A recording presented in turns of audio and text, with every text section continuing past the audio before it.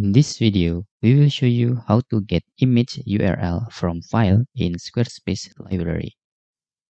Okay, for example, you have your important image on your Squarespace library. You can just click settings. To get the URL, it's very easy way. How to do that? Let me show you. Okay, after you choose settings in here, you can close the pop-up and select assets. Okay, after you select assets in here, you can see there are many images. You want to get the URL.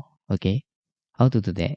Just double click on the image you want to get the URL. Okay, after that, you can just right click and select open image in new tab. Okay, this is the image URL, but the very important thing, you can delete this code. Okay, so the extension just let png or jpg. Okay, and hit enter, and you can see this is the full image URL. If you want, you can also right click in here and save image and upload to yourself. Okay, that's all tutorial how to get image URL from Squarespace library. Hope this video helpful for you.